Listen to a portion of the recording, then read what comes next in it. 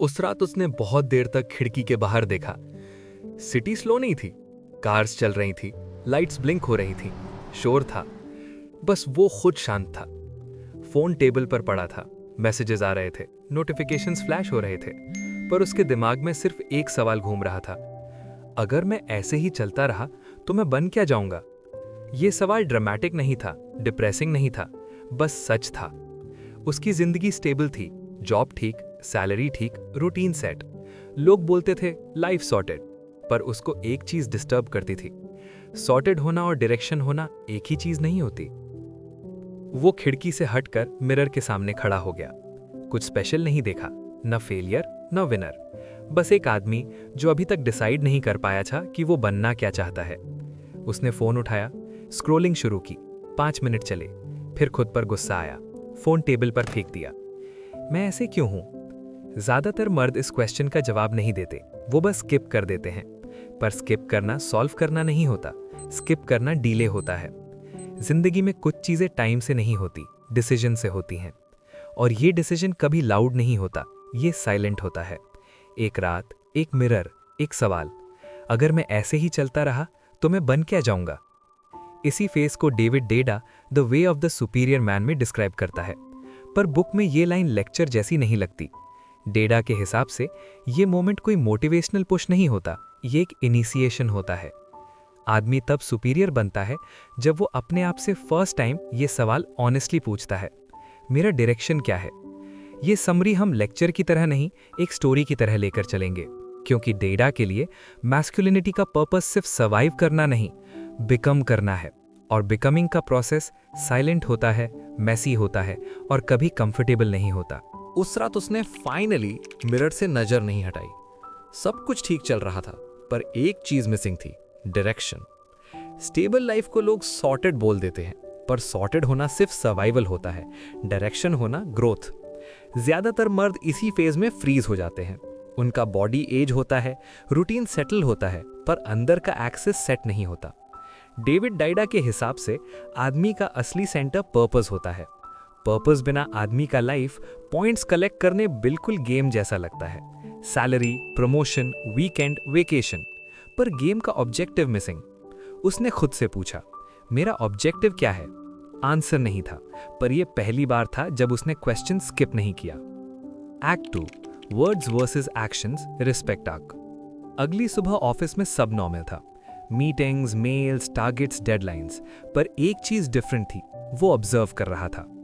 उसने नोटिस किया कि लोग बात तो बहुत करते हैं, गोल्स के बारे में, ड्रीम्स के बारे में, फ्यूचर के बारे में, पर एक्शंस सब रैंडम डायरेक्शन में थे। डाइडा बोलता है, वर्ड्स तब तक मीनिंग नहीं रखते जब तक एक्शंस उसी डायरेक्शन में ना चले।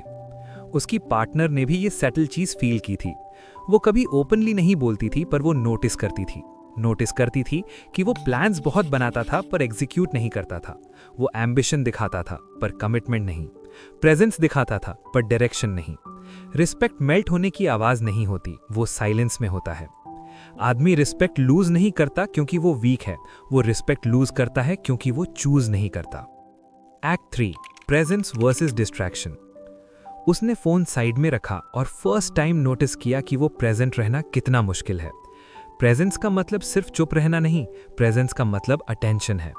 डिस्ट्रैक्शन चीप होती है, प्रेजेंस कॉस्टली। पार्टनर के साथ भी ये फील होता है। कॉन्वर्जेशन में प्रेजेंस हो तो ट्रस्ट बिल्ड होता है, प्रेजेंस मिसिंग हो तो डाउट बिल्ड होता है। आदमी फोन को नहीं अवॉइड कर रहा होता, वो टेंशन को अवॉइड कर रहा होता है। प्रेजेंस प्रेशर नहीं बनाता, प्रेजेंस रिस्पॉन्सिबिलिटी बनाता है। और रिस्पॉन्सिबिलिटी बनने के बाद आदमी एक्सक्यूजेस नहीं दे सकता।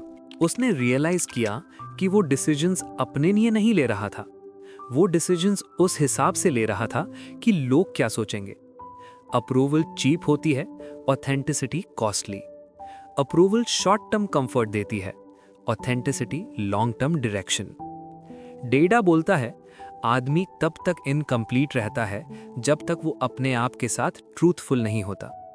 ट्रूथफुलनेस का मतलब ब्रूटल ऑनेस्टी नहीं, पर अलाइनमेंट। आदमी के वर्ड्स, एक्शंस और वैल्यूज एक ही लाइन में हो। उसने देखा कि उसकी वैल्यूज अलग थी और एक्शंस अलग, और ये मिसमैच ही रेस्टलेसनेस का सोर्स था। Act 5, partner tests, non sexual polarity. उसकी पार्टनर कभी क्वेश्चंस नहीं पूछती थी कि तुम कितना कमा रहे हो या तुम कब सेटल होगे। पार्टनर्स का रियल टेस्ट सटल होता है। तुम किस तरफ जा रहे हो? ये टेस्ट वर्बल नहीं होता, ये एक्सपेक्टेशंस में होता है, कंसिस्टेंसी में होता है, डिसीजन मेकिंग में होता है, डायरेक्शन में होता है। पार्टनर चेकआउट कब करती है? जब वर्ड्स हैवी हो और एक्शंस हॉलो। पार्टनर लॉयल्टी कब बनती है? जब डायरेक्शन क्लियर हो और leadership silent. Act 6, purpose as discipline not dream. उसने एक और चीज नोटिस की, उसके सब गोल्स ड्रीम्स जैसे थे। ड्रीम्स अट्रैक्टिव होते हैं, डायरेक्शन डिमांडिंग। ड्रीम्स में इमेजिनेशन चलता है, डायरेक्शन में डिसिप्लिन। ड्रीम्स फ्यूचर में बनते हैं, डायरेक्शन प्रेजेंट में एग्जीक्यूट होती है। डेडा बोलता है, पर्पस कोई पोस्टर नहीं होता, पर्पस वो काम होता है जो आदमी रोज करता है जब उसका मन नहीं करता। पर्पस फील करने की चीज नहीं, पर्पस फॉलो करने की चीज। आदमी जब प्लेजर को प्रायोरिटी देता है वो कंफर्टेबल बनता है। आदमी जब डिसिप्लिन को प्रायोरिटी देता है वो अलाइंड बनता है। प्लेजर डिस्ट्रैक्शन देता है, डिसिप्लिन डायरेक्शन। प्लेजर सस्ता होता है, डिसिप्लिन महंगा। प्लेजर से आदमी सरवाइव करता है, डिसिप्लिन से आदमी बिकम करता है। कुछ दिन बाद पार्टनर ने पूछा, तुम ठीक हो? ये क्वेश्चन सिंपैथी नहीं था, ये ऑब्जर्वेशन था। वो नोटिस कर रही थी कि वो अब ब्लेम नहीं कर रहा, वो ऑब्जर्व कर रहा था। आदमी तब ड्रिफ्ट करता है जब वो रिएक्ट करता है। आदमी तब लीड करता है जब वो चूज करता है। लीडरशिप लाउड नहीं होती, लीडरशिप साइलेंट होती है।